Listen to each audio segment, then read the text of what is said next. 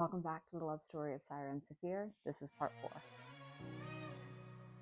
When we finished up part 3, Sahira had just come back home from being in that cave. The musician had tried to give her a small blue river token. She didn't take it. Next morning, Sahira wakes up from a crazy dream that her hands were turning into something that was half human flesh, half water. In the dream, when she looked up, she could see the musician watching her. Shaken from this dream, she looks down, and in her hand is a river token. You know, the river token that she didn't take last night. She drops the river token into this jewelry. It's a jewelry box in which she keeps some of her other treasures, including a letter from her mom. Sahira's aunt, Tharimabua, walks in.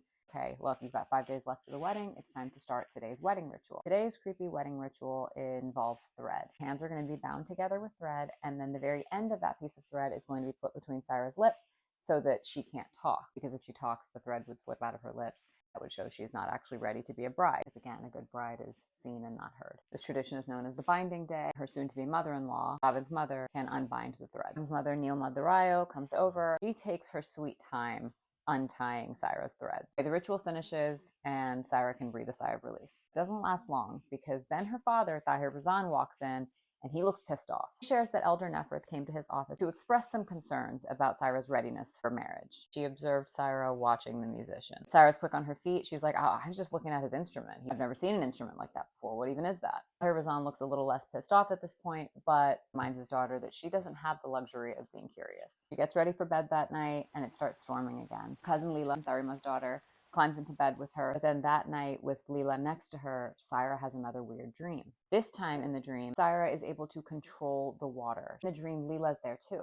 Leela watches her and she says, Bibi, the water recognizes you. And a third figure appears. First, Sahira thinks it's the Meron musician, but when she looks more closely, there's something different about him. She asks him, where are we? He says, this place is the in-between. It's where water meets memory. And dream Leela says, I can hear the water too. And then Sahira's mom is there. Not Amira as Sahira remembers her. She's Amira standing with her hair flowing. She's not the mother from her memories as a child. She's not even quite Amira. She's like half Amira, half water. And then the man that is the musician, but is maybe not the musician, is looking at them.